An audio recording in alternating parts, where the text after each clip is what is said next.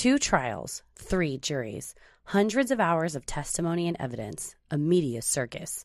The headlines told a story of 2 greedy, spoiled rich kids, but the evidence told a different story. This week's episode is The Menendez Brothers, Part 2.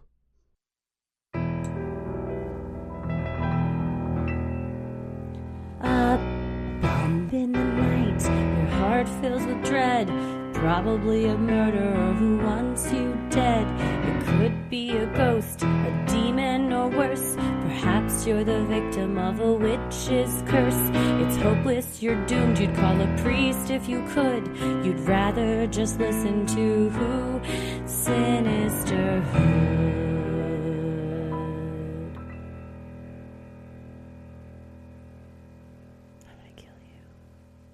We have a very important update from part 1.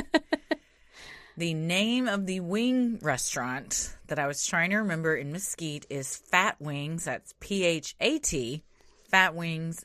Lots of people already knew what it was. They messaged me saying, are you talking about Fat Wings? So apparently the word is out. It's good stuff. Go check them out. And please tell them that I sent you, because if I got a free order of wings out of this, that would make my year. You guys think we do it for the research and our interest in true crime? No. Trying to eat. It's just food, 100%. So far, we've got cake balls and delicious gluten-free cake. So wings. Now we need some meat. Yeah, I'm into it. I need some wings. I'll probably go to Fat Wings this weekend. Oh, okay. Yeah. Maybe we could go together. I got to try it out. It's so good. And see what the fuss is about. So good. So, yeah, I would buy. I mean, if you guys, I'm sure you did listen to episode 1, but when Eric and Lyle's parents passed away and they got money, they bought a wing restaurant, yes. Which set us off on a discussion of delicious hot wings. And if you haven't listened to episode 1, we highly recommend that you go back and listen to it. This episode is going to make a lot more sense if you have all of that knowledge coming into it. It's like, you don't want to go and see Scream 2 if you haven't seen Scream 1. Oh, man. Funny enough, I don't remember Scream 2, but I remember Scream 1. Yeah, well, that's good. You saw the good one. Scream 1, the opening sequence with Drew Barrymore, was one of the scariest things I had ever seen at the time. I remember my dad was watching it, and I walked in, and he screamed, "Get out, get out, get out!" Because, he knew. To Drew Barrymore? No, to me. Oh, of your own house?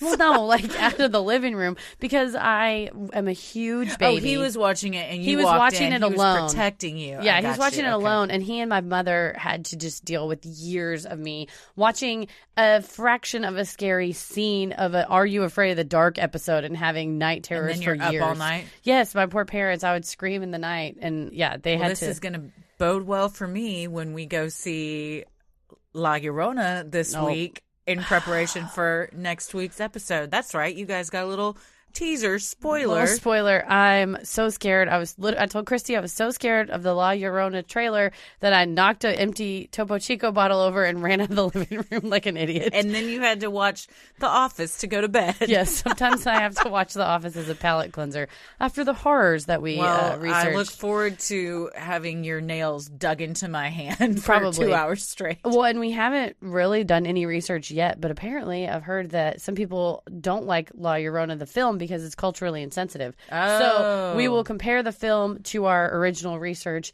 and make a judgment call. I'm sure you're all waiting for that. Yes.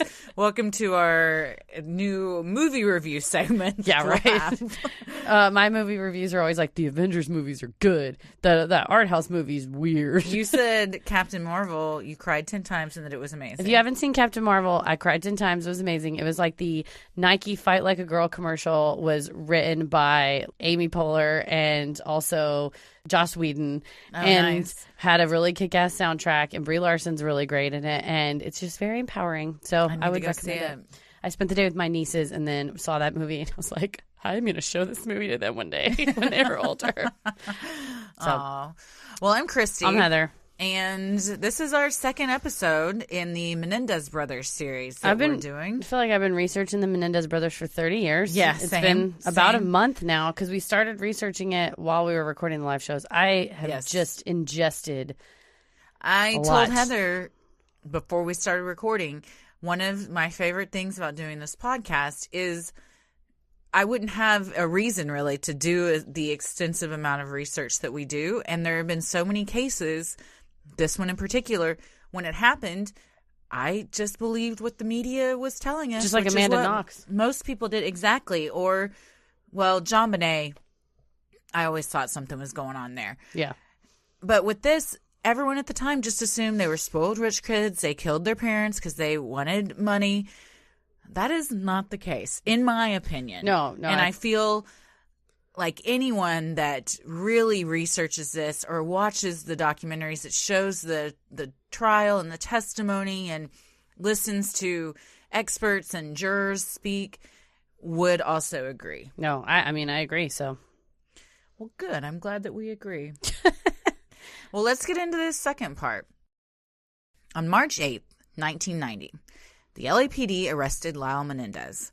His brother Eric was overseas in Israel playing in a tennis tournament, but immediately flew back when he heard the news and surrendered to authorities 3 days later. So at this time, their lawyer, quote-unquote lawyer, was Chaff, the guy that was the Hillside Strangler attorney. Yes. And he was sort of residually representing them. He wasn't officially their representative. Well, they hadn't officially been arrested yet. Correct. He screwed the pooch on this one hard because they could have had Eric go to London, and London will not extradite a prisoner if the death penalty is available. So the U.S. would have had to agree, California would have had to agree to take the death penalty off the table. Wow. And then they would have released him. But instead, he's going, get on a plane, come on back. Yeah, he flew to Miami. and he's then charged with the death penalty. Yeah. Or charged with murder. Wow. Also, the expression screw the pooch makes me really uncomfortable. It's really upsetting. What does that even mean? That's a great question. I say it because of Michael Scott. No, it's a fun expression. Which I shouldn't. Is it talking about an actual dog, or is a pooch a slang word for something else? Okay, we have the internet, so we're about to get an answer. Originally used by U.S. naval aviators to mean to crash one's plane into the water. Interesting. Yeah, it dates back to NASA. So a pooch was, and then a picture of a Weimaraner just came up. Pooch must have been a slang term for some sort of aircraft then.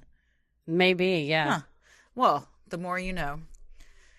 Well, for the next 3 years, the case was repeatedly held up over the question of doctor-patient confidentiality. The prosecution wanted Dr. Oziel's taped therapy sessions with the brothers to be admitted as evidence. The defense argued this violated the brothers' rights. Eventually, a judge ruled that when Lyle had threatened to kill Oziel, he gave up he and his brother's right to confidentiality and ruled the tapes admissible. Well, because you can argue if a attorney tells you to go and talk to a therapist, that actually is then attorney-client privilege notes, because the therapy is done in conjunction with your attorney-client relationship, but it was shown that the boys were already seeing. I'm going to also, just a side note, I'm going to try to cognizantly call them the brothers, because I feel like the boys really infantilizes them. Well, and that was the defense strategy throughout the trial. Yeah, they're adults. They're 18 and 21. They're very much adults. So they were going to Dr. Oziel on their own accord, and it wasn't at the behest of their attorney. So that privilege didn't count. Right. And then also there were tapes, quotes from the attorney saying, wow, we could really use some of this in the defense. Damn. So, yet again. Well, the defense appealed this decision, and while it was initially granted, the California State Supreme Court overturned the decision, and Oziel's tape-recorded notes were allowed into evidence. However, the actual taped confessions were not admissible. So why would that be? I would assume it would be because of the hearsay rule, which if you're in law school, bless your heart, because hearsay is probably one of the hardest things that you'll learn.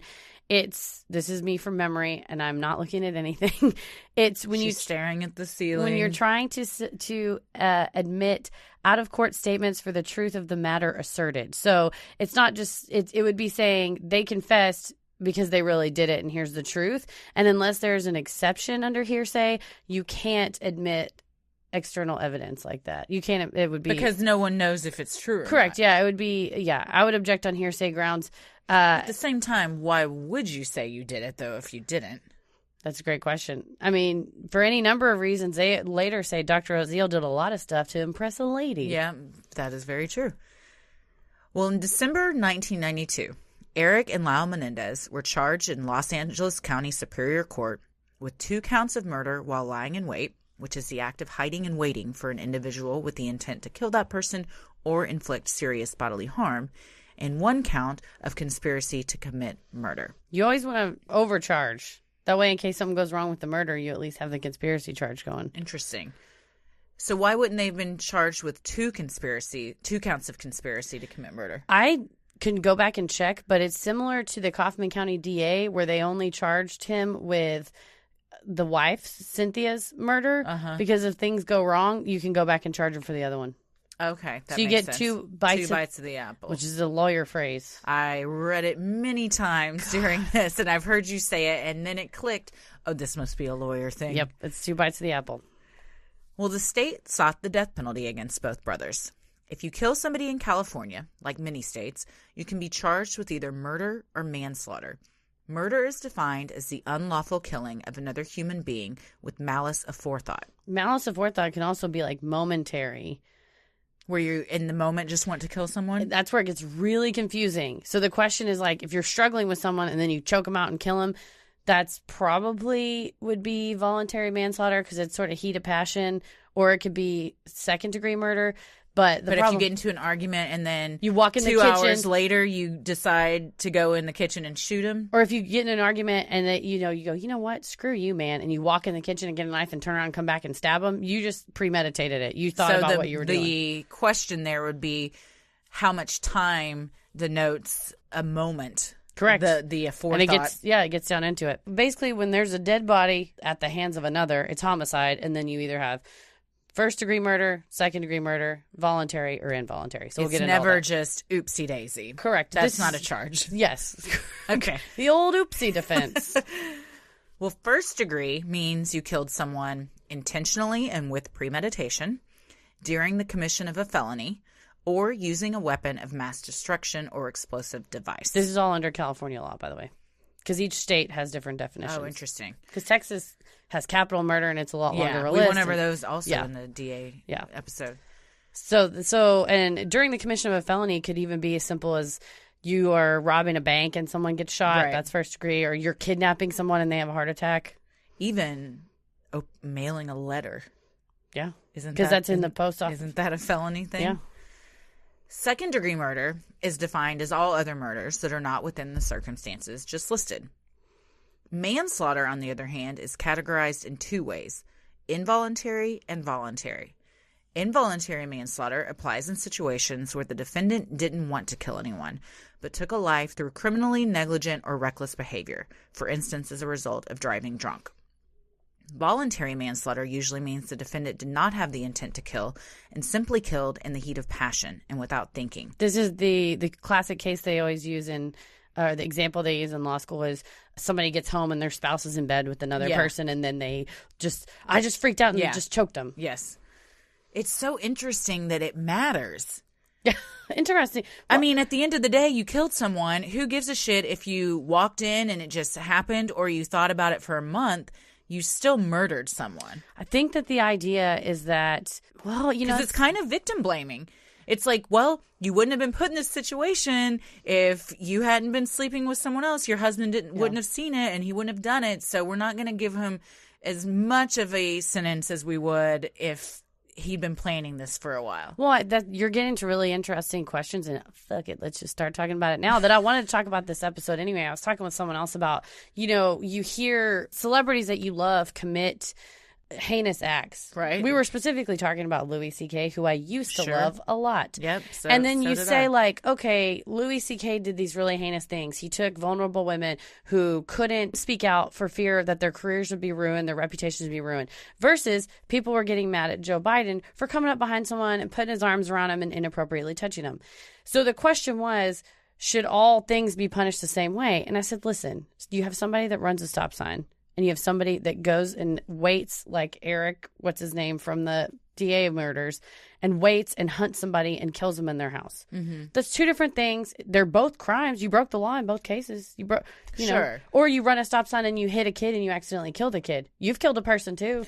Shouldn't Shouldn't you go to jail too? You killed somebody and then he killed somebody. So I do agree that those are different circumstances. So we live in a society where you grade the mental intent. That's a big part of proving a case in the criminal justice system is the mens rea and then the actus reus. And the mens rea is the mental state someone had at the time. Right. And the courts really do want to know, did you intend to do this? Did you intentionally go? Did you plan it? Because which is why it's different if you run a stop sign and accidentally hit and kill a kid. You had no intention to do that. It just accidentally happened. But what if you were texting and drunk at the time, right? So then it's like that adds another layer. You're culpable. You're worse than the lady who just sneezed and didn't see the kid, right? And then the person that was like, I'm going to run someone down I'm today. intentionally going to hit this kid and kill them. Or I'm going to drive into this crowd. So we have these grades of punishment because the harm that's caused is different. The mental state that's caused is different. And we do want to treat different types of criminal behavior differently.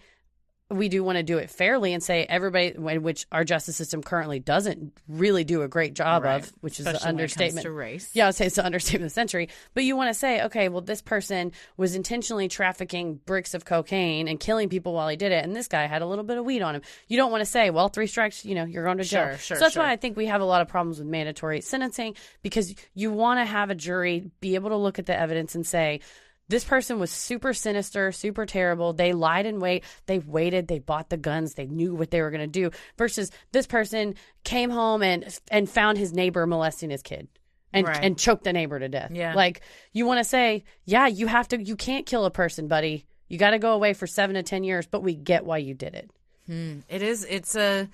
I totally understand and agree with that. It still is hard to kind of wrap your brain around. And that's what law school does, is take your brain and punches it, mashes it down. It charges you hundreds of thousands of dollars. It charges you hundreds of thousands of dollars to think like this. But I think we live in a really reactionary society where, you see, and we have always, at least since the advent of the media, especially mass media like this case, where you see these brothers and they're really rich boys and they spent $50,000 on their tennis instructor and they wear Rolexes. It's this gut reaction of like, oh, screw those guys. Yeah. They did it. Put them away. And I think the importance of the justice system, what does Angela say on The Office? When they're like, who should be the judges and juries of our society? And Angela's like, judges and juries. Like, it's important that we have this nuance of, not to jerk myself off, but a show like this where I think we go, all right, the media said X. What really happened? Let's break down what really happened and see if that was right before having a gut reaction of saying, I already know already. Yeah. I think the Menendez brothers are shitheads and I don't care and I don't want to listen. Don't listen to the show. But I never want anyone to think we're apologists for anybody who does or doesn't do these crimes. But I think it's always important to look at the nuance, which frankly most people don't do anymore. They just go, no, and it's because you want to fire off a comment on and Facebook. The media doesn't present all those sides. They pick the most sensationalist, bombastic, headline they can get, which in this case is greedy rich kids blow their parents' heads off. Yeah. And they run with that. What can we make a Lifetime movie about? Exactly. And then the molestation and sexual abuse. The truth is boring. Yeah. Well, it is. Yeah. And that's what the media thinks. I think the truth is the best part. Yeah. And the most upsetting part of this case, which is that these kids were being raped by their father for years, was just brushed under the rug and not even really dealt with. Yeah. They became punchlines. They became sketches on SNL. I sent Christy 3 sketches. I sent her the SNL sketch.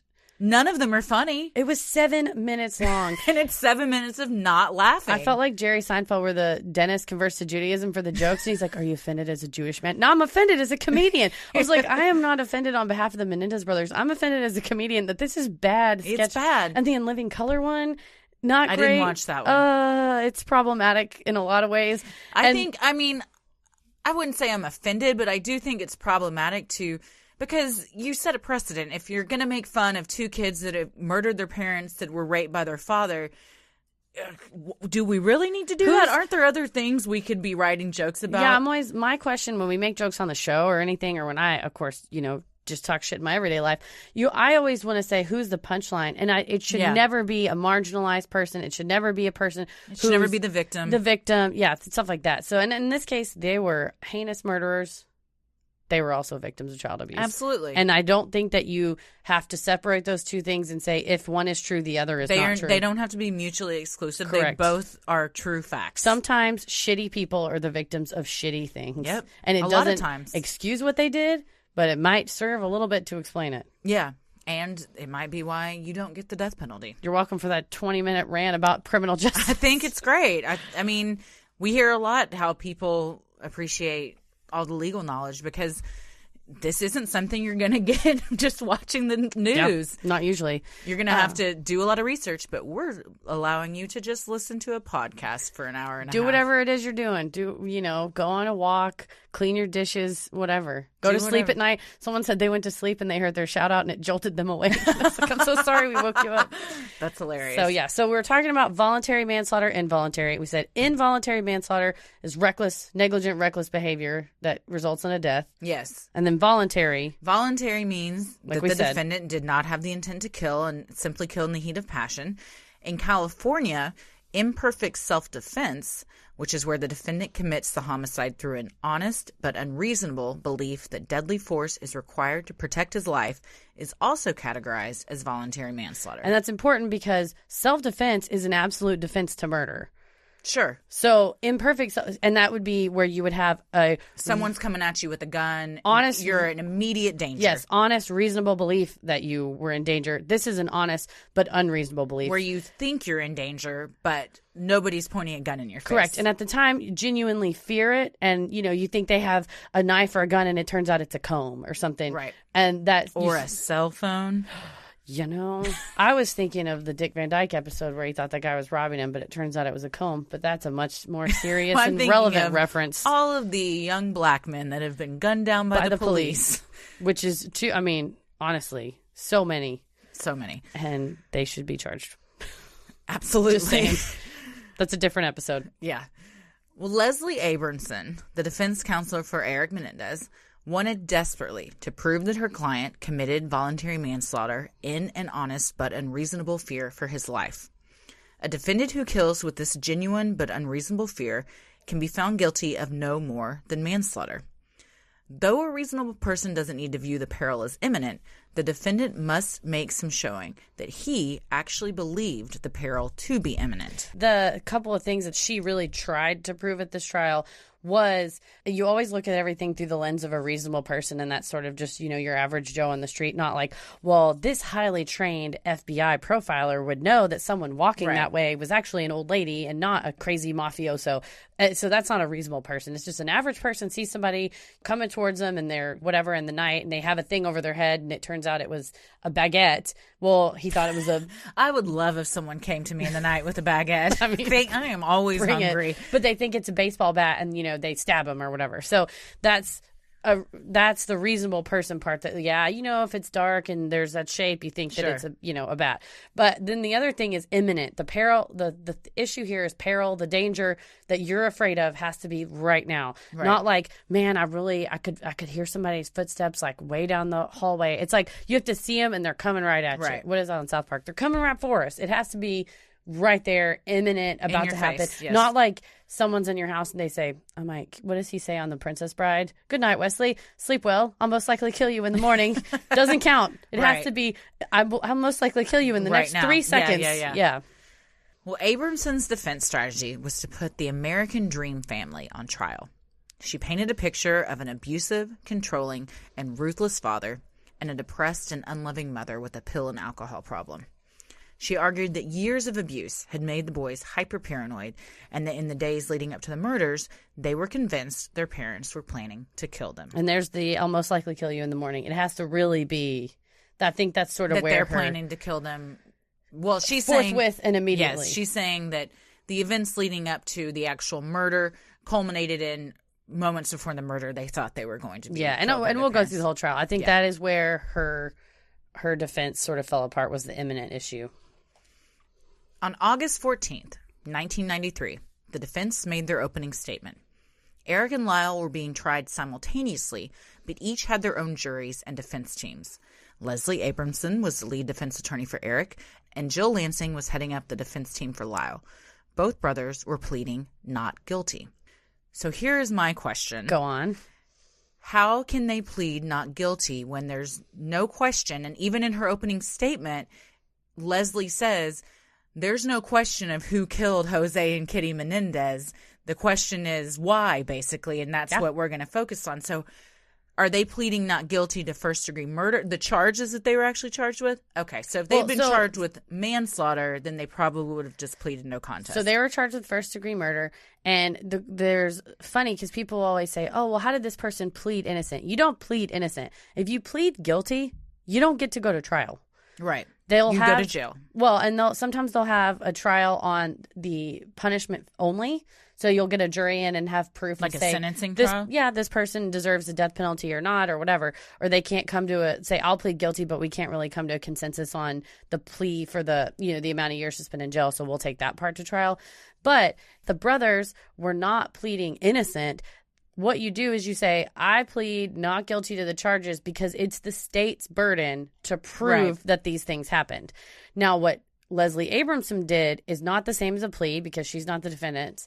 But she, from a trial strategy point, did what I would call suck the wind out of the prosecution's sails, because she gets up there and tells you basically are trying to get the jury on your side. And you look at the jury and you say, these idiots are going to spend all this time trying to prove this murder to you. I'll tell you, they did it. Yeah. And you know what? You're about to hate what you're about to hear.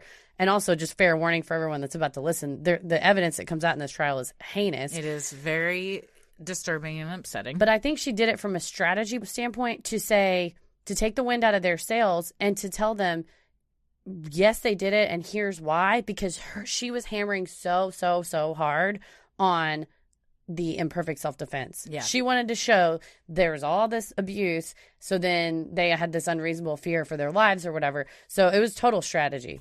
She's the bulldog, man. Watching her in the trial, she did not give a fuck. Frequently, she would object and he would overrule her, and she'd be like, psh. And then at one point, the judge says, every time you get overruled, you keep shaking your head, and if you do it again, I'm going to find you in contempt of court. And she goes, well, it looks like I'm about to be found in contempt of court then, because your rulings are extremely biased. And you know why she said that? For the jury. Yes. Yeah. It's and a show. She did not get held in contempt of court. No, of course. It's a total I show. don't think she I think she 100% believed in her clients and was like super zealous. But you go back to this question of like, your prerogative as a lawyer is to zealously represent your client, but you're also an officer of the court and you should respect the court proceedings. So you have this dual responsibility, but really at the end of the day, you have the utmost duty to your client. So I guess if getting thrown in jail or, getting a contempt charge, imagine how that looks to a jury. They're like, their lawyer is willing to get thrown in jail because she believes that much in them.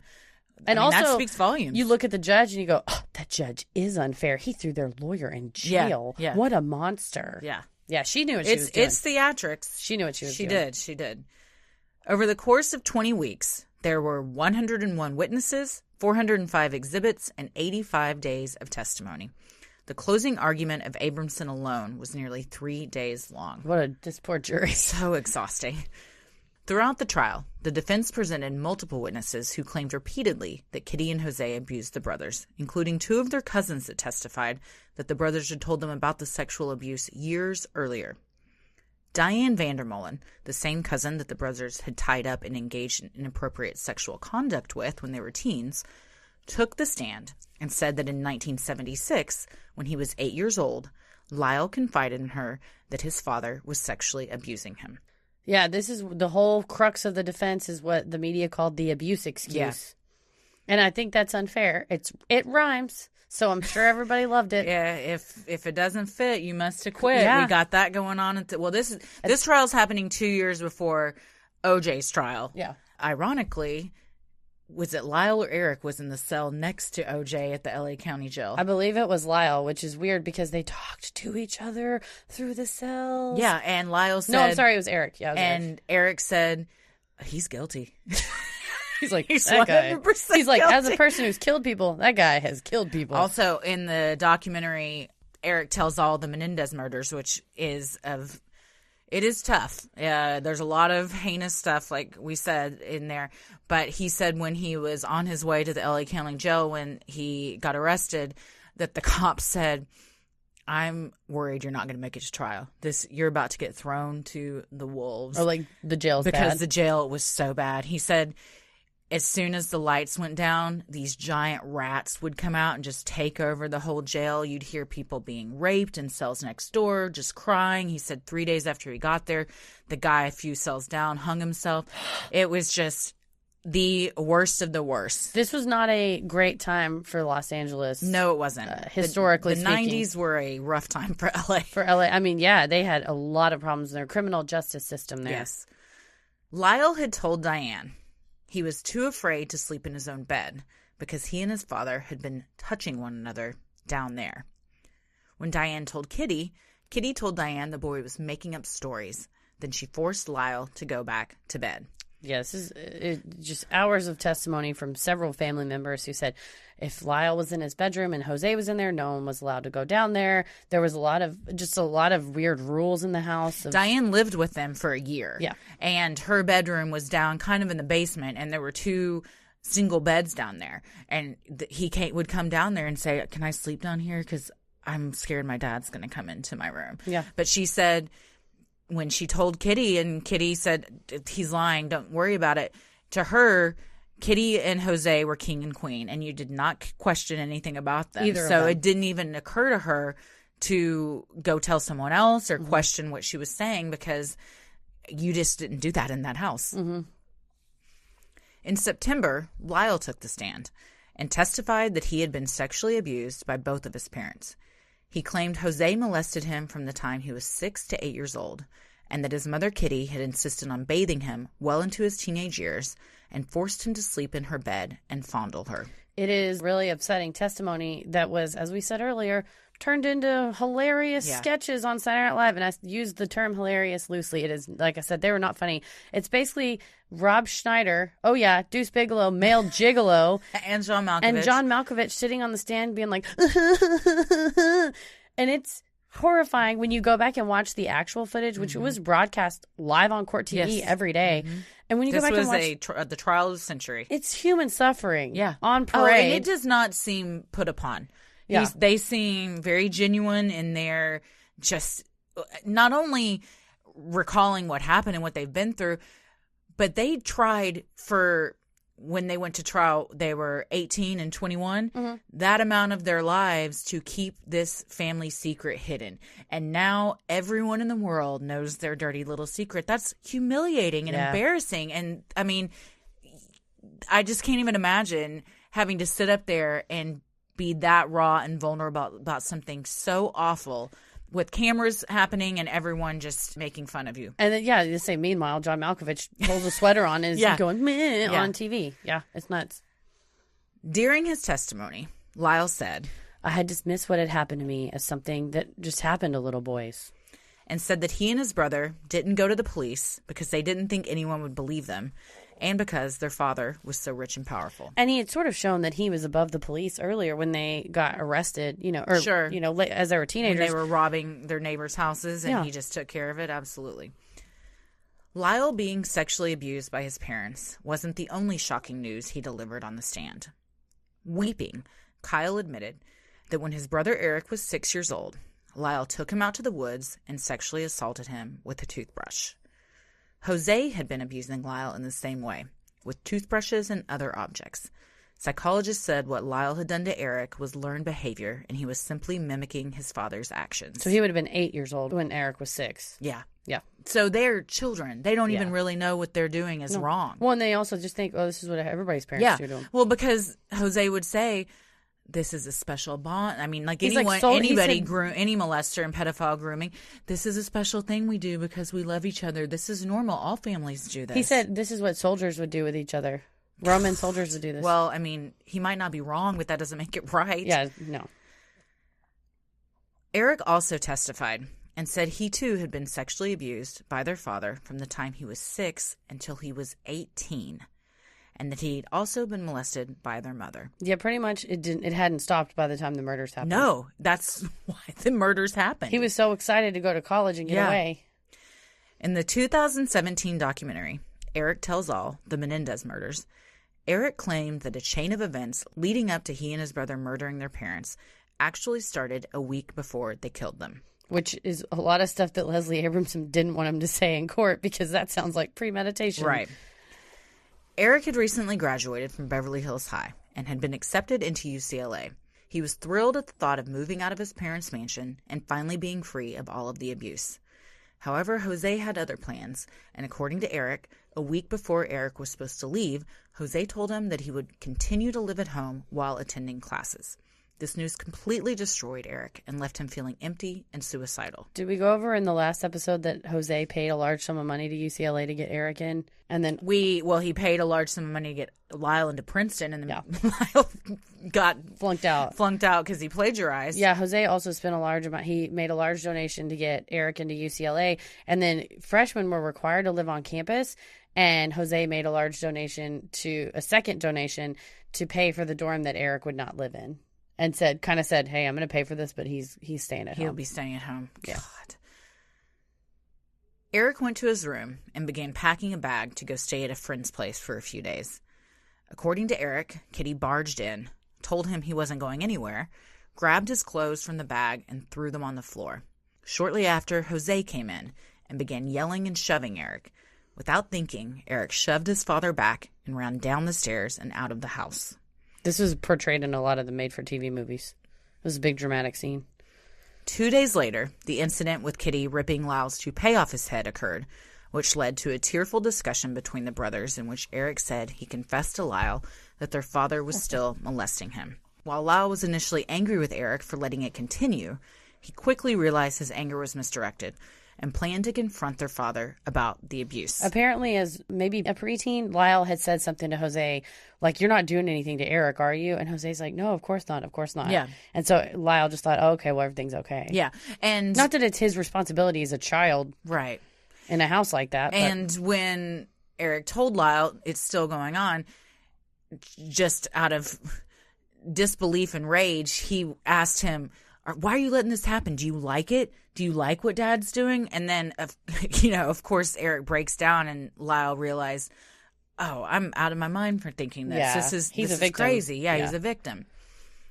The next evening, Jose returned home from a business trip, and Lyle told his father he knew what he was doing to Eric and that it had to stop.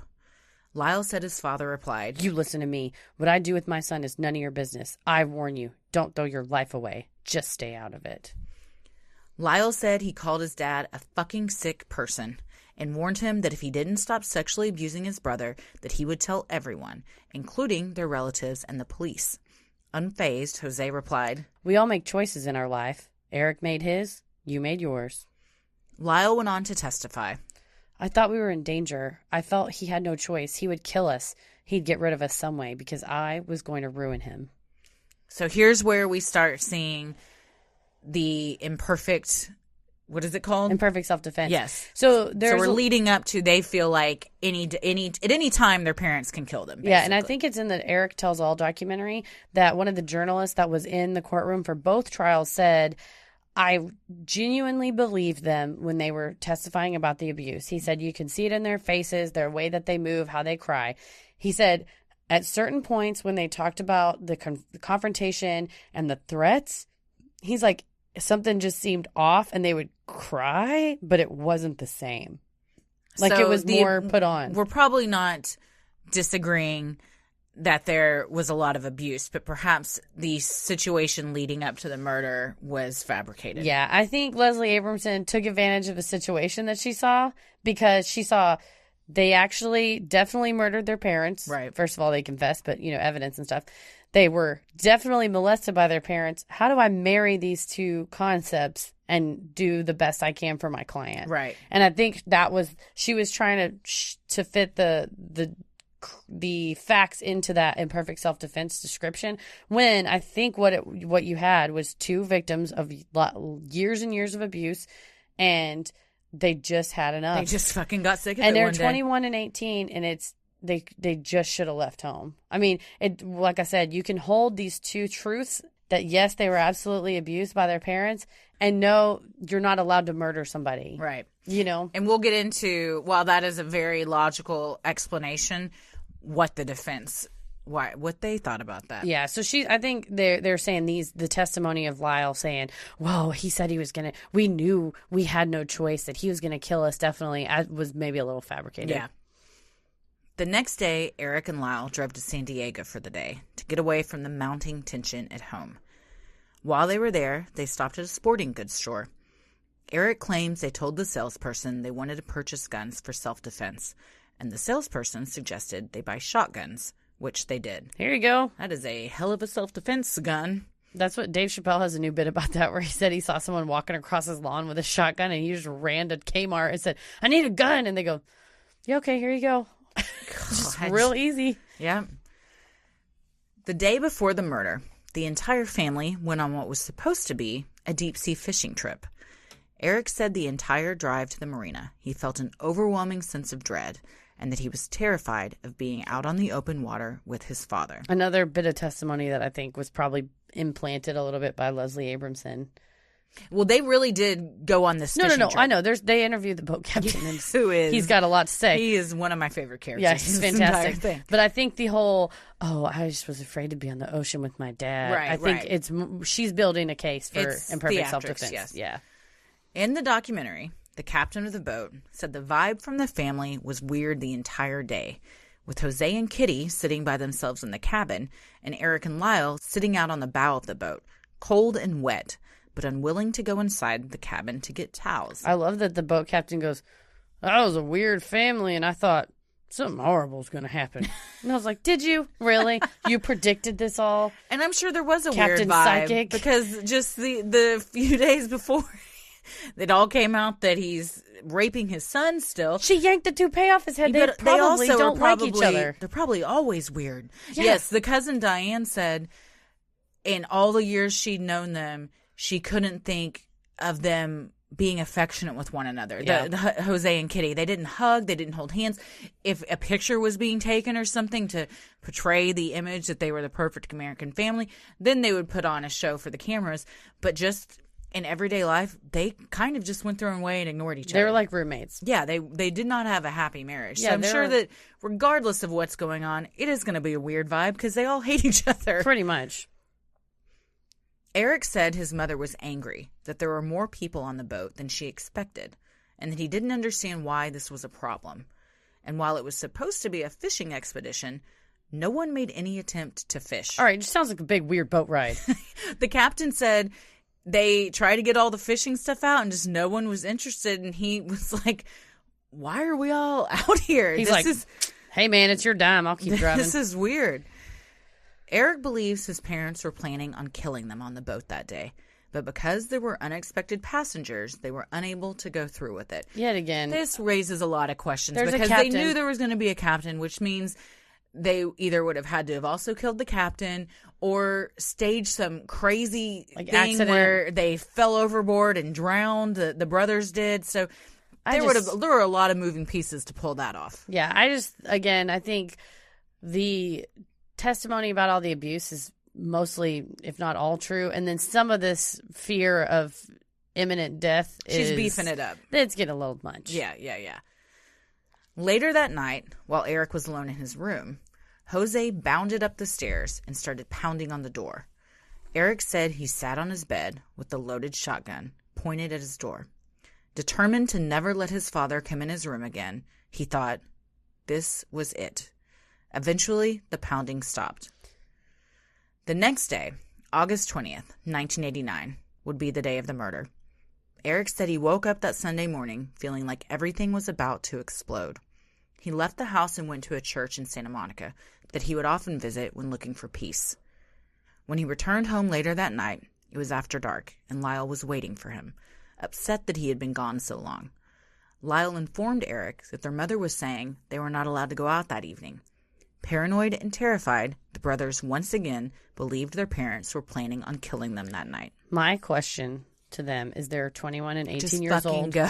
They have keys to their car. Just leave. But again, yes, we are rational people that were not sexually and emotionally and physically abused by our parents for the majority of our life. True, and told by Jose, if you ever leave, if you ever tell anybody, I will kill you. Yes. I have my ways. So I think even though they're 18 and 21, and that was what was so hard for so many people to understand, that they're grown men, and that's why Abramson called them the boys repeatedly. She would rub their back of their heads. Yes, and dress them like the it was prosecution Easter. said that she even got in the habit of calling them the boys because it was said so much. She started doing it. So it just, and like you said, you're accidentally doing it.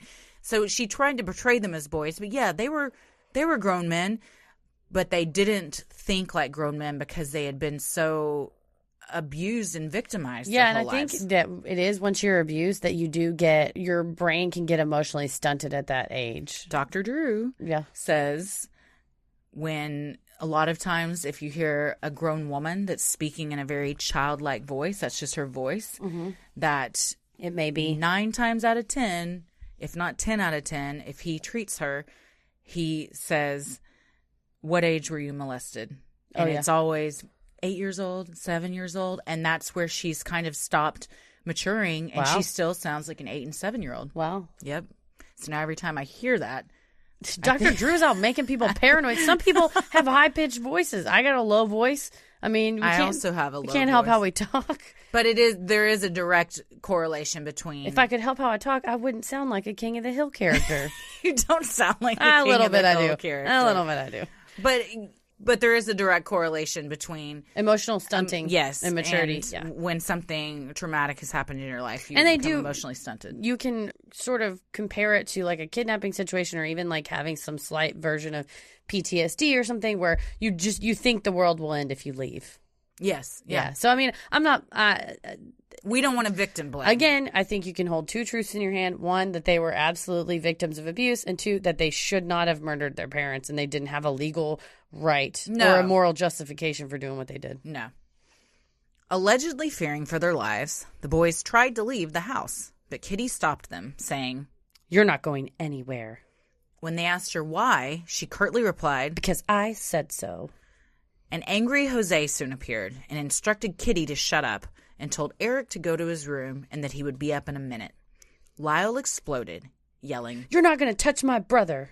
Jose charged at him and said, "I do what I want with my family." So this is quite a scene because they're trying to leave. Their mom is telling an 18 and 21-year-old, "You're not going anywhere because I said so." I mean, she even talks to them like they're little kids, 6 and 8 still. Yeah. And that's how they feel. They feel like little boys. I think also when you become so financially dependent on your parents, could they leave? What are you going to do? Go work at a restaurant or something? I mean, yeah, try it, I guess. Go stay with family. They had a lot of family that in Florida, and that to this day is on their side. Super supportive. Yeah. Kitty screamed at Lyle that he ruined the family, and she and Jose went into the den and closed the doors. Convinced they were working out the final plans to kill him and his brother, Lyle ran upstairs to Eric and told him it was about to happen. Their parents were going to kill them. Believing they had to kill or be killed, Eric and Lyle grabbed their loaded Mossberg shotguns, descended the stairs, burst through the living room door, and blindly started firing. So this is, I think, where Leslie Abramson's defense falls apart. Even the scene that she's painting, and they close the doors, and Eric and Lyle say, "Oh, we believed that they were in there to loading their own guns, yes, or finalizing their plans." That is an honest but unreasonable belief. But I think that the peril was not imminent, because it wasn't like... She didn't prove that the peril was imminent. Well, I don't think you can, because they're behind closed doors. It's not like they were behind closed doors and they hear him going, "All right, honey, grab the gun," or whatever. Right. They don't hear anything. You can't... It was speculation. Yeah. So that's my not a criminal lawyer legal theory. On the stand, Eric testified that he thought his father was standing at the time of the shooting, but said also... As soon as I burst through the doors, as soon as I saw them, I just immediately started firing. I didn't stop and look around. I just started firing. Things were shattering. The noise was phenomenal. It was just chaos. I couldn't tell who was firing at who. I was just firing my gun. Before the massacre was over, Eric and Lyle left the house and went to the car where Lyle reloaded. They returned to the house where Lyle fired one more shot. The final shot, which was apparently fired when Kitty was still alive, was administered while the muzzle of the shotgun was in contact with her left cheek. Jose also had a contact wound to his head. I also think this is where your imperfect self-defense theory falls apart, because She was alive. He went back to his car. That's premeditation to reload, come back out, and with the intent to, I mean, he took the life of another with malice aforethought. I mean, that whole time he's walking to his car, reloading the gun. He knows what he's about to do. He knows what he's about to do. So I think your imperfect self-defense also falls apart here, where you have an alive person on the ground, as wounded as she was, and sure, maybe she would have not probably survived. would have died, yeah. Yeah, but you have an alive person on the ground, and he goes ahead and does it. And not just does it. To her face. He does it in the most personal, and I'm going to make her unrecognizable and just destroy her. There's a lot of, I think, psychological issues here with, and I think when you listen to him talk, and actually from Dr. Oziel's notes and some other doctors that talked with them, that Eric was super vulnerable and super suggestible. And Dr. Oziel's like, Lyle is a textbook sociopath. Yeah, he was no the feelings. mastermind behind it all. He had no feelings. He maybe shut his feelings off. You know, you have this kind of like mixture of what's kind of making him into a shitty person. And yeah, it's his parents, and maybe it's a little bit of genetics or whatever. But they said at the end of the day that it was Lyle really was the one that was a kind of a cold-blooded killer. Yeah. That he, with full knowledge, Eric maybe just started firing and was freaking out. Lyle, with full knowledge, walked back to his car, reloaded, came back in, and shot his mother in the face. And that's just so gruesome. Yeah, for sure. The prosecution was adamant that regardless of how badly Kitty and Jose may have treated their children, in no way was that an excuse for the brothers' actions, and that the real motive for Eric and Lyle murdering their parents was simple greed. The day after the murders, Eric and Lyle spoke with Randolph Wright, an attorney and family friend, about probating Jose's will. Lyle told Wright that he thought Jose might have changed his will, and that the new will might be on the family computer. The other possible location of a new will was a family safe. Lyle retrieved the safe, and it was brought to Wright's home, where it was kept in a spare bedroom. Eric spent 2 nights in the bedroom with the safe guarding it, and when it was opened, Lyle allowed no one but Eric to be present. Yeah, so Eric was staying over with the Wright, their attorney, and Lyle came over to open the safe and basically said, "Everybody get out. Me and Eric need to do this alone for family reasons." Well, yeah, that's a little suspicious. After opening the safe in private, Lyle told family and friends that he and Eric had found nothing in the safe. Interesting. With nothing in the safe and nothing on the computer, the brothers stood to inherit millions. And like we learned in the first episode, the reason there's nothing on the computer is that they had a computer expert erase everything. Everything. So these things do not bode well for the defense. Again, I don't think that is why they killed their parents, but perhaps they thought, well, all the shit they put us through, we're getting something out of this. Actually, I think that's what my end of the day theory is that they were fed up with being molested, and they thought, you know what, when we get older, Dad and Mom are at retirement age, Mom's about on her last leg. She was like doing really badly with taking a lot of pills and drinking a lot. And they thought, well, at least when they die, we'll make like a bunch of money. And then the parents start throwing around, y'all are disinherited and we're not going to leave you any money. You know, we're writing a new will. You're cut out. And that may have contributed to them snapping and being like, well, there's nothing even to live for. Like, why are we even doing this? I think it was a culmination of several things. Yeah. But specifically and especially the abuse that they had been suffering for so long. Yeah. But I think some of the other things were kind of the straw that broke the camel's back. And not that, you know, money at all is ever okay for somebody to do heinous things to a child. But I think in their rational mind, as irrational as it was, to say, you know, at least, you know, someday I'll inherit all this money and I can get away from here. Yeah. And then it's like, you can't get away. And B, you're not getting any money. Yeah. You're kind of backed into a corner. So like you said, they perhaps thought we really do not have anything to live for. Yeah, what's the point? The one like glimmer of hope we had in this whole thing just got taken away. Yeah. Leslie Abramson brought mental health experts like Dr. Ann Burgess, who testified that abused children often suffer from PTSD and PTSD-like symptoms, which make them susceptible to fear and anxiety and could lead to unreasonable fear for their lives. The prosecution once again hammered home that at the time, Jose and Kitty were simply sitting on the sofa watching television with their backs turned to the door. At no point, reasonably or unreasonably, could Eric and Lyle have feared for their lives. The prosecution argued they were adults, 18 and 21 at the time, fully capable of leaving home if they wanted. The defense argued that years of torment and abuse from their parents prevented the brothers from being able to think and act like rational adults, and instilled a fear in them that altered their perception of what harm seemed imminent. Yeah, and that's where it gets into it of what if they were thinking rationally, irrationally. They weren't pleading guilty by reason of insanity because at no point did they not know what they were doing. Right. They fully, willfully did what they did. So I think that's like I said, the imminent issue is where it really kind of fell apart. In August, Dr. Oziel took the stand and said that Eric and Lyle had confessed to him that they had been planning to kill their father for weeks. They also told Oziel that when planning, that they knew they were going to have to also kill their mother in order to leave no witnesses. And they also kind of said, she can't really live without Dad. Well, not she for was financially dependent on him. Yeah, not for like an emotional reason. They just said, if Dad's gone, she'll just die. She'll probably kill herself, or they just were kind of. And again, I don't think Eric really was kind of laissez-faire about it, but Lyle kind of was. He just said, yeah, we knew we had to kill her too. Eric says in the documentary that one of the hardest things was seeing how he was being portrayed in the media as this spoiled rich kid that was smug and didn't care. There's a very famous scene of him walking into the courtroom with Abramson where he looks like he is laughing and he has a very smug look on his face and he's got one hand in his pocket and he just looks too casual to be there. And in the documentary, he says he had just been sobbing his eyes out and throwing up from anxiety, and he was walking to the courtroom, and Leslie made a joke to him to try and kind of calm him down. And he said it was just a nervous reaction to laugh and smile, which that is a reaction a lot of people have when they get overstimulated in those ways, is they have inappropriate reactions. And that one thing just got played on a loop on every news station. Like, look at him smiling and laughing. And he said the reality of it, and the irony was that behind the scenes, he was a fucking wreck. Yeah. He was suicidal. He was on a ton of Xanax and antidepressants.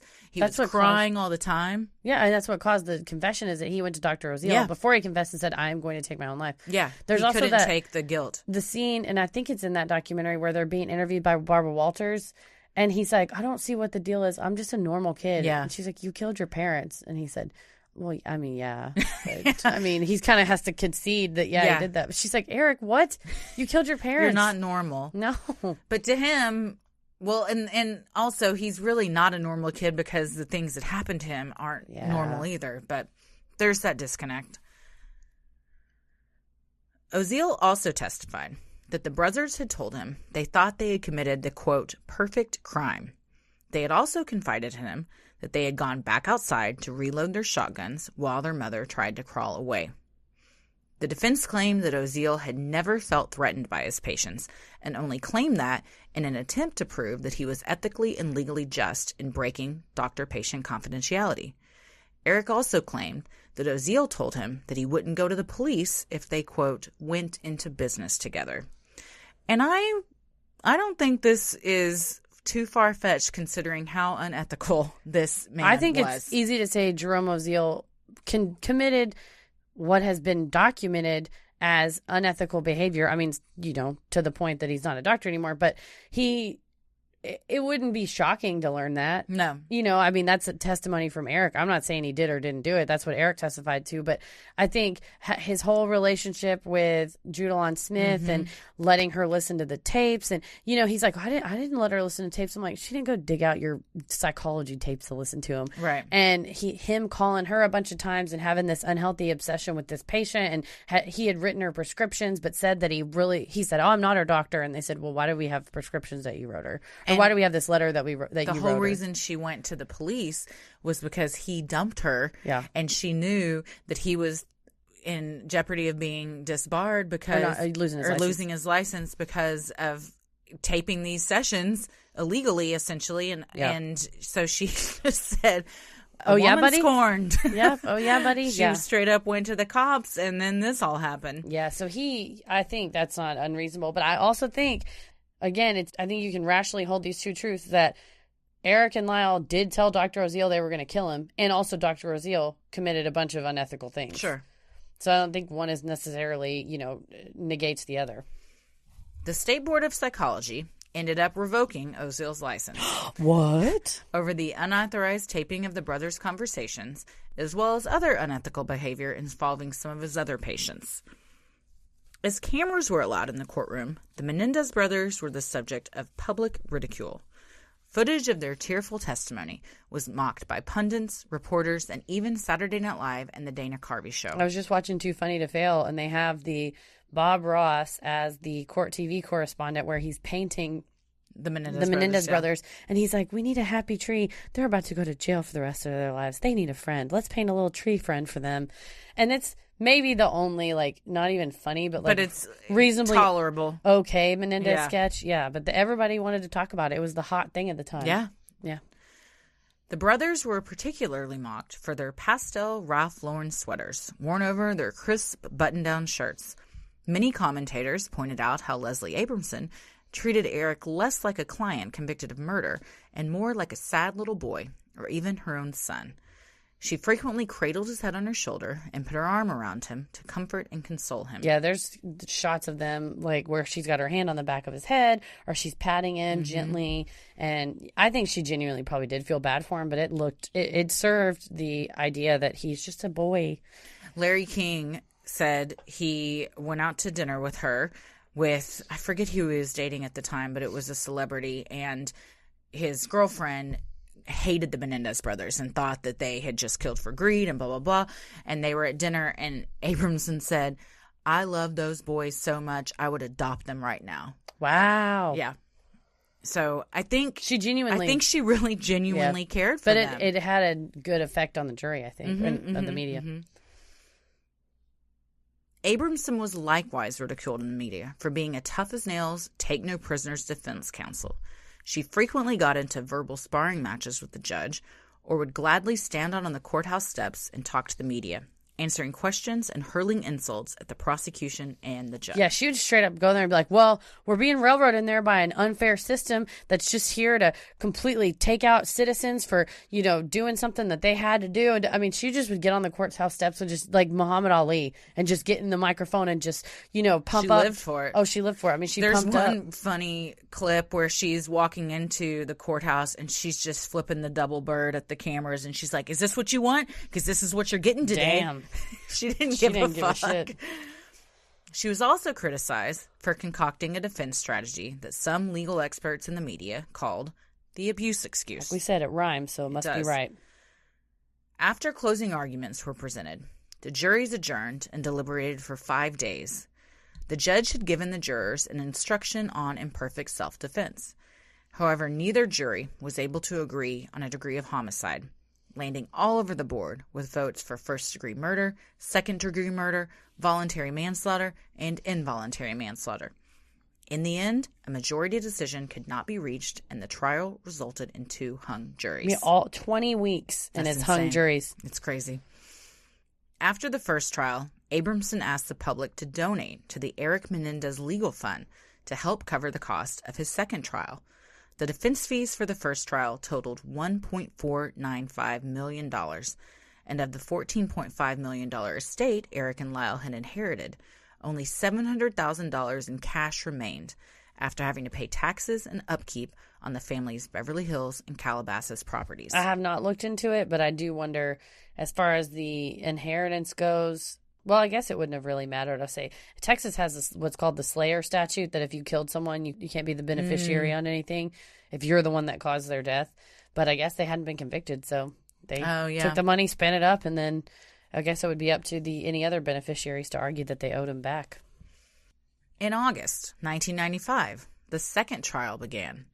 The judge from the first trial, Judge Stanley Weisberg, was also the judge for the second trial. In pretrial hearings, he granted a motion that severely limited what the defense was allowed to present as far as evidence of abuse, as the prosecution had deemed it irrelevant to the case. The cases were also tried before a single jury.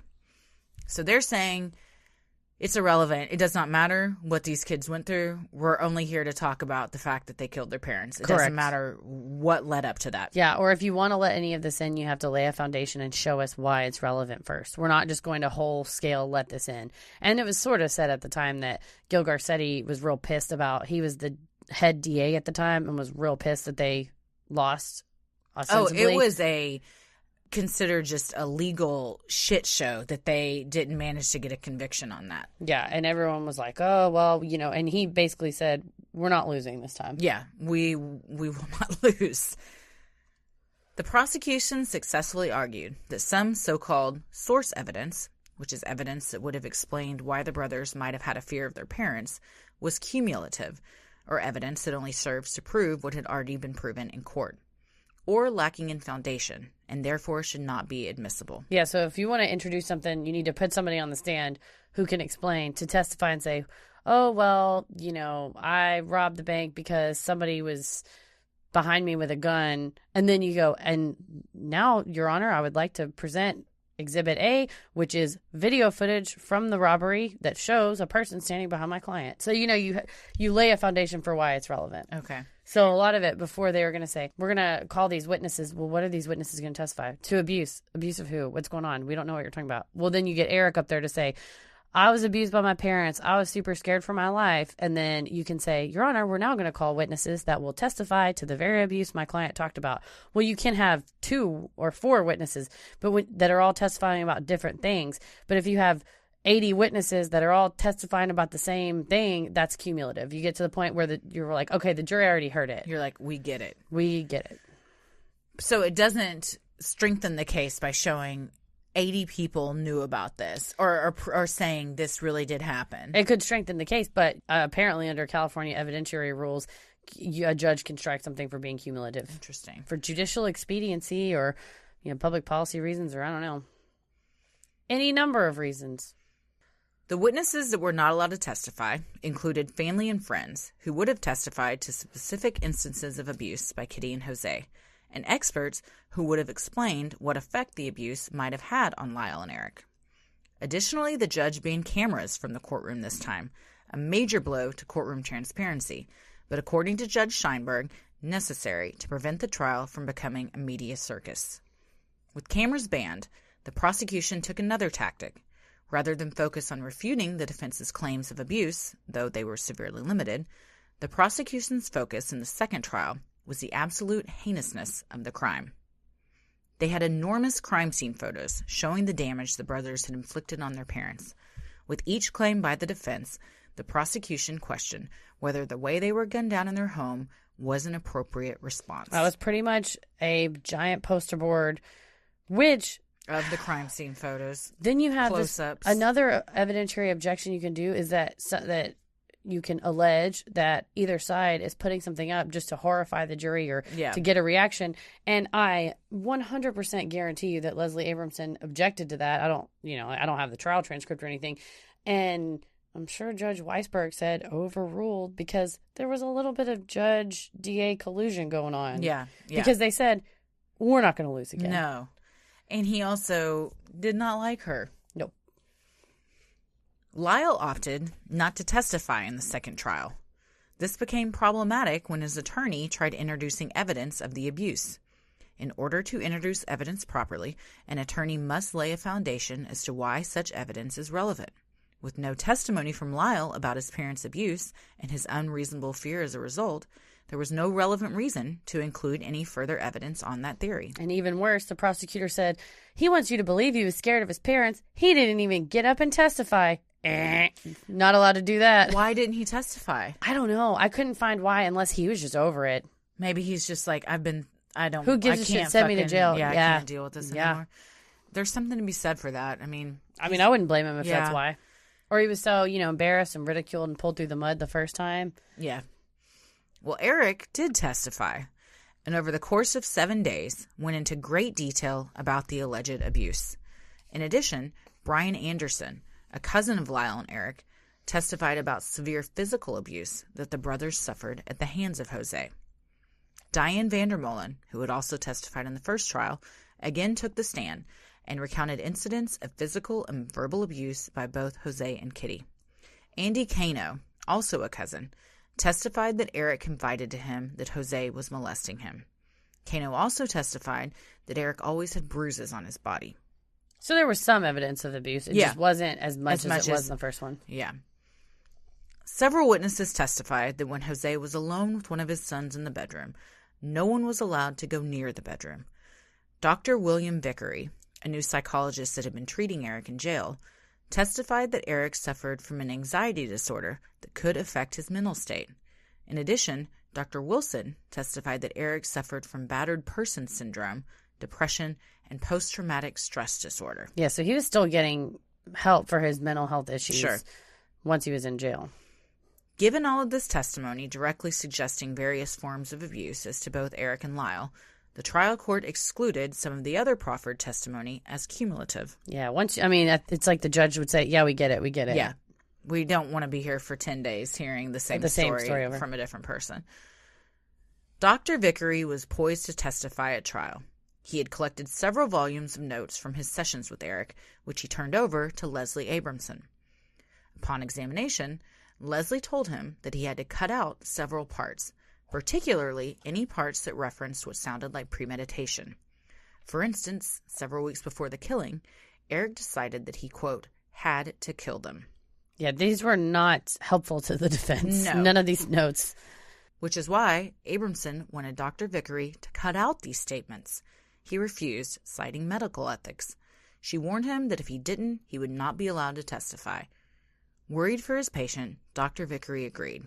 At trial, Abramson called him as a witness and had him read from his notes. Yeah, this is a pretty famous part of the second trial that it was not televised. Again, there's only courtroom sketches and then reports of what happened. What if it had been? Dude, oh, it'd be a fly on the wall. There's photography. There's photos of it, and yeah, it's pretty dramatic. I would have loved to see her try and explain this away. Oh, yeah. Well, unfortunately for Abramson, an unabridged copy of Dr. Vickery's notes had been given to the prosecution already. As he was cross-examined, the prosecution pointed to the portions of the notes that had been removed. Under oath, Dr. Vickery had no choice but to admit that Abramson had forced him to remove those portions of his notes. The courtroom erupted, and the judge called everyone back to order. Yeah, the journalist that was in the audience at the time said it was a madhouse. That is a bombshell that gets dropped. Huge. That's something that's only on Law and Order in the movies. Oh, seriously, when the prosecutor goes, "Okay, Dr. Vickery, why is this missing?" and he's like, "Miss Abramson told me to cut it out." That's like record scratch, yes, gasp, and then cut to her just to see her facial expression. Yeah, because you're up shit creek at that point. You got to just own up to it. Yep. The jury was ushered out, and Abramson was forced to own up to what she had done. There were calls by legal experts at the time for a full ethics investigation and whispers of disbarment. However, she hired lawyer Gerald L. Chaliff, who defended the Hillside Strangler and the Menendez Brothers in connection with their Calabasas robberies. Apology, I think I called him Dr. Chaff or Attorney Chaff earlier. Chaliff, Chaff. Well, he represented her and did very well. And in 1999, the State Bar of California cleared her of any wrongdoing due to lack of evidence of misconduct. Yeah, I think it was How can that be? I think it's the Dr. Vickery's word against hers. So did she claim I didn't tell him to take those out? I mean, I'm probably, if I was her, no, I'm kidding. I mean, you gotta, first of all, don't do it. Second of all, own up to it. I actually didn't look super hard into this. It was 99, so I'm pretty sure probably none of this stuff would be digitized to see copies of it, but they have to prove, just like anybody else, that she did it. And if there's no evidence and you have a good enough defense attorney that's hammering and saying, really show exactly where my client did it, and they can't show it, then they may. It's just he said, she said. Pretty much. Well, on March 20th, 1996, without the mound of evidence of abuse that was presented in the first trial, the jury found both Lyle and Eric guilty of first-degree premeditated murder. The jury also found that Lyle and Eric committed multiple murders while lying in wait, a fact that increases their sentencing. The brothers were sentenced to life imprisonment without the possibility of parole. And the judge did not give the juries the imperfect self-defense instruction because he said there was not sufficient evidence to offer this to the jury. There's not sufficient evidence that they would have been felt an imminent threat of bodily harm. Voluntary manslaughter wasn't even on the table. Not for the judge. Yeah, it was just first-degree murder or bust. Pretty much. And you have these crime scene photos, and you have a defense attorney going, yeah, these guys shot their parents in the face. So, yeah. I mean, if your jury instruction says, do you believe beyond a reasonable doubt these people shot their parents in the face? You'd be like, yeah. I mean, that you had to. Interesting, though, that at this point, these jurors had to have seen all of this in the media.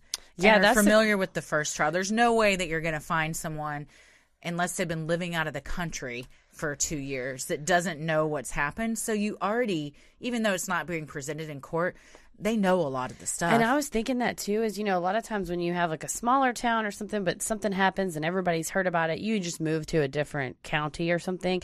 In this case, this was worldwide. It don't matter where you go. They could have gone to Omaha, Nebraska, and people still would have known exactly who they were. Shout out if you're listening from Omaha. But yeah, it doesn't you have matter. Great steaks. I want to go to Nebraska. Nope, that's South Dakota. Never mind. Where? I was going to say Mount Rushmore is. Oh, I don't know. That's I'm South terrible Dakota. with geography. I'm a Nebraska. big fat idiot when it comes to geography. Home of Nebraska Furniture Mart, where I got all my furniture. Oh, but yeah, it's also here now. But you know where they know about the Menendez Brothers? Nebraska Furniture Mart. In the mart. You got to go around and ask people. I went to the Nebraska Furniture Mart. I have a photo. I'll put it on Instagram. And they have this refrigerator that seen that. basically has, I texted it to you at the time, basically has a small television in it. So you can see everything that's in your fridge and save electricity. Yes, and you can also play apps. And so they had Spotify, so I put the show on the app and I had it playing on the refrigerator and I walked Nice. I hope it was a really, really good one. Oh, yeah. Where we said finger bang a lot.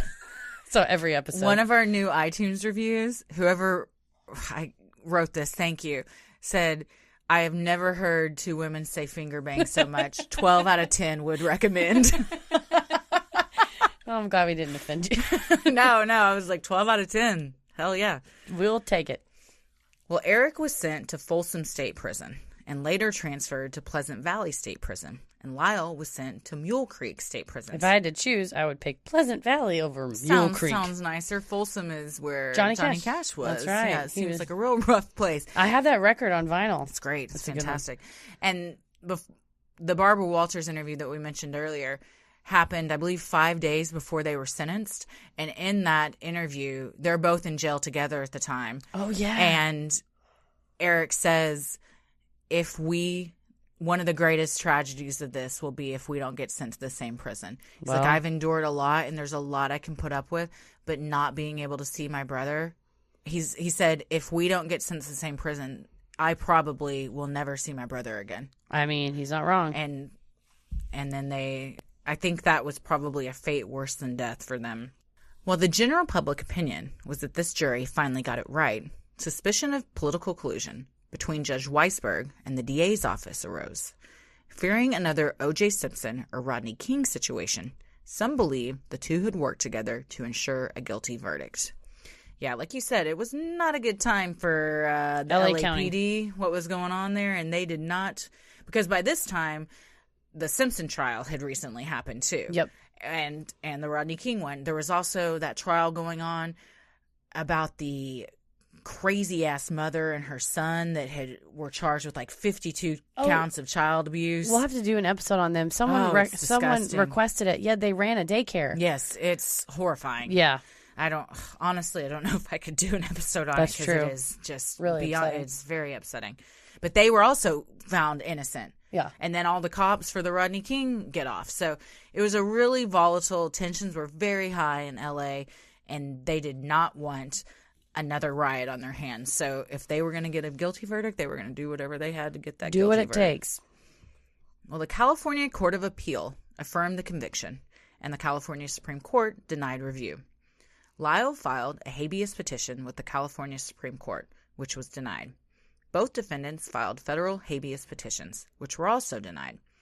Finally, the brothers appealed the denial of their federal habeas petitions to the Federal Ninth Circuit Court of Appeals. A habeas petition is what you file when there's someone imprisoned and you want there to be a hearing on why they're imprisoned. And is that something that a lawyer would immediately file if their client goes to jail? It's just textbook. I'll start the appeal process. So there's like a process that goes through it. So exactly what you just described, the wonderful world of criminal appeals is exactly the order you say. You have a trial court, the jury comes to determination, you appeal it to the state appellate court, you lose there, you appeal it to the state Supreme Court, you lose there, you file a habeas petition. If you lose there, you file a federal habeas petition. Then if you lose there, you appeal the federal habeas petition. And if you lose there, you can try to go to the Supreme Court. But that would have to be the habeas petitions that go to the Supreme Court are like really weird new areas and questions of law that this just didn't have. In 2005, Judge Alex Kaczynski, famous for his harsh opinions and tough stances on crime, wrote the opinion for the brothers' appeal. In it, although he upheld their conviction, he had to apply the AEDPA, or the Anti-Terrorism and Effective Death Penalty Act of 1996. This law effectively gutted the federal writ of habeas corpus, which allows the federal court to order the release of someone wrongfully imprisoned. The federal writ of habeas is responsible for exonerating many wrongfully convicted defendants. The AEDPA increased the standards under which a defendant must prove a trial court erred.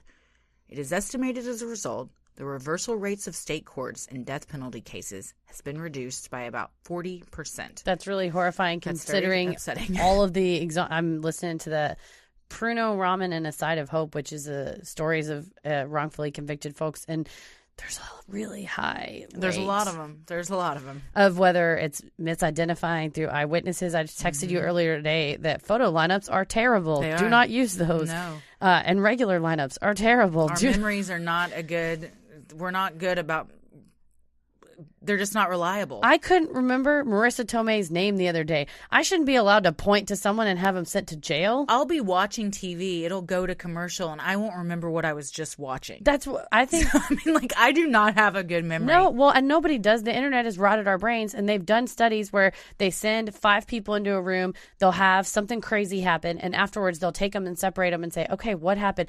The lady came in and smashed the glass. What was she wearing? A blue shirt. I swear on my family, on my house, on my mother's life that she was wearing a blue shirt, and they go back and play the tape and she's wearing a pink shirt. Yeah. And it's like your brain fills in the blanks a lot whenever you can't fully remember. You see what you want to see. Also, every time you remember, you're only remembering the last time you remembered it. So memories are all a lie anyway. It is. We talk about that a lot, how crazy that is. The AEDPA was passed, and it really did. It cut off a lot of federal writs of habeas at the knee. I mean, it was pretty bad. As their appeal was filed after this 1996 law, Lyle and Eric were subject to this higher standard, which requires an appellant to prove that the state court's decision was contrary to what the Supreme Court has determined is, quote, clearly established federal law, or that the decision was, quote, an unreasonable application of that law. Appeals courts are highly deferential to state courts' decisions. Which you want them to be, right? You know, you don't want a federal government. We have the system that we have where the states sort of govern everyday things, and the federal judiciary and the federal government only is governing interstate commerce and things that affects between the states. But I think you do need to have a check on a system, especially one that is depriving citizens of their life or liberty. I think it's important to have a federal check on that. Yeah, we need lots of checks and balances. I completely get anti-federalism, and I love states' rights, yada, yada, yada, which is also kind of a dog whistle cry to be able to a license to discriminate into, in this case, I think throw people sort of away with an unfair trial. Yeah. Well, nevertheless, the brothers appealed on 5 issues related to a violation of their due process rights. 1. The omission of a tape-recorded session between the brothers and their therapist. 2. The trial court's decision not to instruct the jury on imperfect self-defense. 3. The exclusion of certain evidence may have violated their due process rights because the trial court required that they first lay a foundation, which as a logical matter could only be done if they testified. 4. The exclusion of certain lay and expert testimony. This also brought up issues of whether their Sixth Amendment right to present a defense was violated. And 5. Whether Lyle's due process rights were violated when the prosecutor commented on the lack of evidence regarding abuse and the lack of experts, both of which the prosecutor had successfully moved to exclude. Yeah, you can't have your cake and eat it too there. Yeah, pretty much. And it's really rare for Judge Kaczynski to ever come out and talk about cases, but he's actually interviewed in one of the documentaries. And he's been quoted as saying there was a clear set of rules for the first trial, and the prosecution basically said, all right, we've learned this imperfect self-defense muddies the water. This evidence confuses people. Hey, Judge, we're going to object to all this. And the judge is like, sustained. And basically, and he said it changed the rules dramatically from the first trial to the second trial. And even though that happened because of that AEDPA, he still had to affirm their conviction. God damn. That's crazy. I mean, they basically said you have to testify in order for you to get this evidence in that would allow this imperfect self-defense. You cannot force the defendant to testify. You have a constitutional right not to take a stand. So, it was rigged. It was like circular logic of like, well, if you don't testify, you can't have this evidence. If you can't have this evidence, you can't have this jury instruction. And it was like one thing led to another, and they there was no way they were going to win. No, they effectively rigged the game. Yeah. Well, in the end, the Ninth Circuit rejected all 5 contentions and affirmed their conviction. Being locked up did not prevent the brothers from finding love, however. I'm sorry, this is bullshit. I'm a free, good-looking woman, and these people have been married multiple. You gotta go to jail to find love. They've been married several times. Man, and that's maybe a mini-sode on women that, and I guess men that write to women, but it's far more common for women to write to men in prison and form relationships. That's something I just can't wrap my brain around. That's a Mama McKinney request. She has asked for us to do something on that. Yes. Okay. But she refuses to subscribe on Patreon, so I guess she won't hear it. Yeah. Sorry, Nancy. I go, wouldn't you just give me $1? And she goes, no, I birthed you. Yeah, I am that's what she told me. She goes, I told her, bitch, no, I gave you life. So apparently $1 is way more valuable than life. Yeah, she will give you life, but she will not give you $1 a month. Which sounds, that's yep, you nailed it. That's her. That's her. Well, on July 2nd, 1996, the day he was sentenced to life in prison, Lyle married former model Anna Erickson during a telephone conference call from jail. That's so romantic. It's super interesting that it's California maritime law allows that. So I guess sailors could get married on the boats. Oh, yeah. Interesting. But the judge allowed it. Lots of sailor talk. Well, I guess the other one was pilot talk. Screw the pooch. Pilot and sailor talk. I've been watching the Avengers movies. I restarted The Office. So good. Oh, man. I'm on season 1, like episode 4. It's just such a perfectly written show. So good. Well, Anna and Eric later divorced after he was caught writing letters to another woman in jail. You can't even trust this motherfucker in jail not to cheat on you. I don't mean to laugh so hard, but man. You're like, I have finally got him, no pun intended, on lockdown. I've got this guy set. No, he's She's right. Like, I got the one. Dick will drag you down, girl. I'm so sorry, Anna. And then in 2003, busted. He married that woman. Damn. Rebecca Sneed. So he's currently married to Rebecca Sneed. Damn. In June of 1999, Eric married Tammy Ruth Sackerman, a single mother who had been writing to him since his first trial.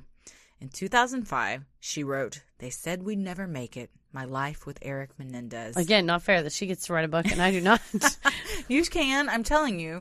Look, the proof of how you get there is right here. Okay, just we'll get locked up. Find you an inmate. No, we're going to have you be the woman. Okay, good. I don't want you going away to jail. It's hard to film a podcast in jail. Although they do have now podcast things in jail. In fact, I forget which one it is. They advertised it on, I think it's on the same network that does Criminal, that there is it's this podcast that's like from jail. And That's it's 2 awesome. of the inmates. Yeah, and it's actually really good. I can't remember the name of it.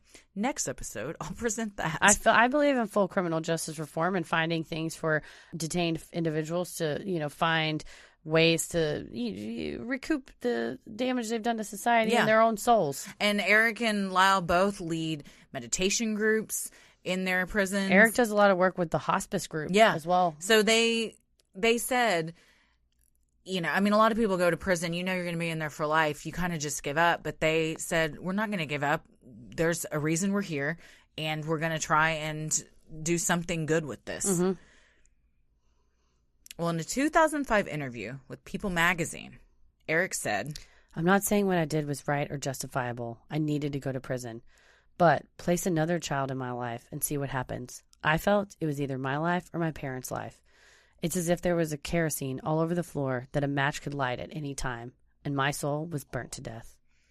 Eric said he spends his time in prison meditating and building his relationship with God. He also said that while he was too fearful to talk to God during his first year of prison, he did talk to his mother, and that he felt she, quote, still loved me. He went on to say, "I would love me if I was her. After this forgiving stage, I was able to acknowledge my mother in my life again." You know what? That's probably a coping mechanism. I mean, you murder there's a lot of someone. guilt. And he said in that documentary, it's really upsetting to listen to him talk about in the moments after they killed them, waiting to hear the police sirens come. They never came. They're just sitting on the stairs. Lyle's comforting him. They finally decide, all right, we got to get out of here. They drive up Mulholland Drive. They dump the guns under a bush. He said they came up with the alibi on the fly, that they hadn't planned to like go to the movies, that they just said we can go. They're just driving around. Yeah, and then they didn't even get the tickets because it would have been after the time that it happened. But then they went back and the police still hadn't shown up. We talked about that in the first episode, and he said it was just silence in there, and that as much as he didn't want to, he had to go back in the room where the parents were because he was already so guilt-ridden and wished nothing more than to go back a few hours and to not have done that all he could do was be in that room with his parents because that's where they were. And Lyle, and he just, of course, was losing it. And Lyle would drag him out and he would run back in because he just couldn't not be in there. So I think he says he is very regretful. He thinks every day about how he wished he could go back and not do it. I believe that. I think it was a very spur of the moment thing where you're not even fully thinking through the ramifications of what you're about to do or the repercussions. There is kind of that imminent fear where you're just, this is how I solve this problem right now. And then my brain hasn't really figured out the rest of it. Yeah. I'll figure it out as it comes. And then once the reality sets in, you just can't deal with it. Well, and I think Lyle's behavior of when they are, confessing in Dr. Oziel's office of looking at Eric and going, well, we have to kill him now too. And then Eric's crying and freaking out about the parents and Lyle's dragging him out of the room and trying to be rational. He didn't really have an emotional reaction to kind of any of this. No, he's a sociopath. If you look at his mugshot, I will post that on the Instagram. He looks like the lights are on, but nobody's home. It is wicked. Yeah, he looks very scary. Well, there's been some new evidence. On January 18th, 2003, the Menendez brothers' cousin and lifelong supporter, Andy Cano, was prescribed some sleeping medication while on vacation in Costa Rica. Despite being told to avoid large doses, Andy took twice the normal dose and was later found dead in his room. A reporter went to Andy's mom's house to interview her about her son's death. While there, she revealed that Eric and Andy were pen pals and frequently traded letters with one another. In one letter written in December 1988, found by Andy's mom, Eric wrote, "It is still happening, but it is worse for me. Every night I stay up thinking he might come in. Am I a wimpus? He's just so overweight I can't even stand to look at him." Yeah, this is Bob Rand, who's a lifelong journalist covering the Menendez brothers, and they wrote the book that I read. And he saw this letter, and it's a handwritten letter from Eric Menendez, dated, signed, that the letter goes on, too, and corroborates that he had been telling Andy that he was And why would abused. you make that up? No. There's no reason. So, I feel like that's just hard proof that this was happening. Eric Menendez hopes that this new evidence will be sufficient to grant him a new trial or appeal, as it is dated and signed evidence that there was abuse going on. But again, would it matter? What does this really help him? Yeah, I with? mean, trying to Murder, prove... that he murdered them. That's what he's being tried for. I guess he could be retried and have that evidence. Have imperfect self-defense presented again. Because who knows, if it got presented in the second trial, it may have been another hung jury. Yeah. Which, if that's the case, then that's what they deserve because all the evidence was admitted. You know? A recent California law may also present a legal loophole for the case. The new law states that defendants found guilty after not being allowed to use physical or sexual abuse as a defense may be allowed to appeal their convictions. I mean, that's spot on for this case. Yeah. Manny Medrano, a criminal defense attorney who covered both Menendez trials, said that while the brothers may be allowed to appeal their convictions, they still have a very long road ahead of them, given all their previous appeals have been denied. I think it would have to be a substantial amount of evidence. Maybe there were more letters or something, or a diary, something that was hard proof, not just different than what testimony. Yeah. Medrano also said that even if the brothers are granted a new trial, the prosecution has a lot of incriminating evidence against them. In an interview with CBS Los Angeles, Medrano said, "I covered every trial in the Menendez brothers in Los Angeles, and as an objective observer and as a lawyer and as a reporter, I have to tell you, the evidence was overwhelming." Well, the last time Eric and Lyle saw one another was September 10th, 1996. They stood on opposite sides of a yard at the LA County Jail. Then vans came and took them to 2 separate prison units. But in February 2018, Lyle was transferred to the R.J. Donovan Correctional Facility in San Diego, where Eric had been since 2013. For the first 2 months, the brothers were housed in separate units. But on April 4th, 2018, Lyle was transferred to Eric's unit, where the brothers had a tearful reunion. It was the first time they saw or spoke to one another in over 20 years. Yeah, they said that the last day they were on the other side of the yard, and they got put into vans, and the vans were driving beside each other, and at a stoplight, one went left and one went right, and that was the last time they saw the other one. Straight out of a movie right there. Yeah. December 2018, the brothers spent their first Christmas together in 23 years. Lyle said, I think for us, the gift is just being here together. It can be bittersweet, right? Because being together brings back a lot of memories and things from the past. It's like seeing a family member you have so much history with, and not all of it good. But at the same time, it's just 2 decades being separated. Every day seeing each other is sort of shocking. So just to see my brother, it's just sort of a shock. So I don't think it'll be any different on Christmas. He also said he didn't want to be in the Christmas pageant. I'm sorry. The prison Christmas pageant? There's a prison, yep. He goes, I don't want to be. Is it like they dress up like Christmas trees and gingerbread men? Yeah. He goes, I don't want to dress like a reindeer or anything. I just want to have dinner with my brother. Well, I mean. They got something to do. Yeah. Bob Rand, who first interviewed the brothers just 2 months after the murder and has since spent decades researching the case and the family's history, summed it up on the Today Show. This is not a simple story of a pair of greedy rich kids who killed Ozzie and Harriet on a Sunday night in Beverly Hills. These were 2 highly dysfunctional parents. They raised 2 highly dysfunctional sons, and everything ended in a terrible tragedy. Eric and Lyle continued to serve their life sentences without the possibility of parole. Whew. So what do we think? Well, my brain is filled with so much Menendez information. I think, like we said earlier, and I'll reiterate it again, I think you can simultaneously understand that these were severely, severely abused children, young men, and adults who then also committed a unjustifiable, heinous crime. Sure. I think morally inside of us, we're like, yeah, if someone molested me for 100 years or, however long, 20 years, and I had the opportunity to shoot him in the face, I would take it. But we don't live in a society that's governed by our morality. It's lived in a society that's governed by the justice system, and it says you can take a life in these very few instances. Yeah. And this is not one of them. It's hard to stomach. It's hard to think about. I hope that we gave listeners a lot more information than if you guys remember this at the time when it was going on than you had, because there's only been one article really that's come out that painted them as victims. Yeah. They are never painted as victims. They're painted as just greedy rich brats that blew their parents' heads off because they wanted money. And I think there's a lot more to it. I agree that all of the abuse, I believe. I do think that a lot of the incidents were fabricated or embellished leading up to the murder they by the threatened us defense to seem like there was more of a imminent threat. But I wouldn't have been surprised if Jose had killed them. Yeah. I just don't know if it was going to be that night. If Lyle was threatening to tell the family and the police that he had been sexually abusing Eric, then maybe. Yeah.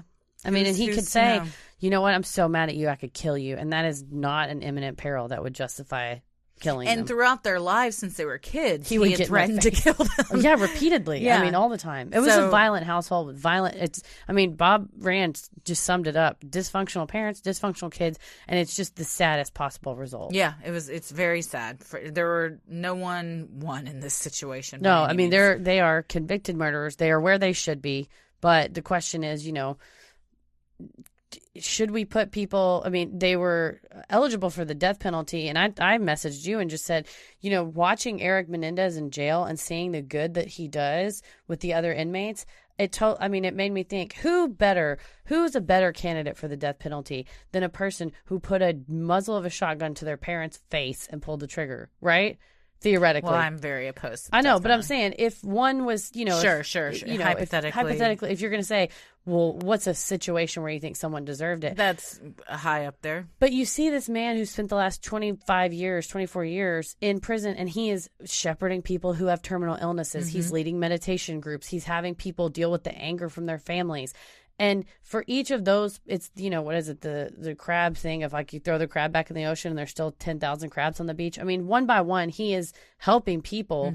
And then isn't that our purpose for being on the planet, right? It's helping each other. And if someone has a chance or is interested in getting better and seeking redemption, I think you don't say, all right, well, you can go out, get out of jail. Sure, that's fine. But I think you can say, yeah, you can live your life and you can be a teacher in jail or you can be a minister or whatever. But even Kitty's sister has said, the brother, I don't think they should be in jail. The sister said, I don't think they should be in jail. The brother's like, yeah, they should get the death penalty. It's weird. It's a very divided family. I imagine that Thanksgiving is a rough one. Don't see each other. Yeah. But it's interesting that you could have something so tragic happen to your sister and still love your nephews. And you not only love them, but support them and think that they shouldn't be locked up. Mm-hmm.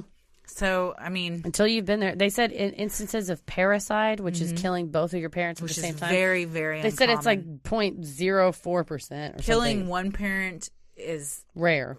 Killing both parents is almost never seen. Yeah. So you don't really know how a family can react. Yeah, it's crazy. Well, let us know what you guys think. This was a lot to take in. This is a super long episode. It's like a double episode. Yeah. So you've had 3 Menendez, and we almost broke it into 3. I thought about doing that, but then I thought, we'll just make it a long one. You know what? Enjoy. So thanks for sticking with us. Maybe at a road trip or something.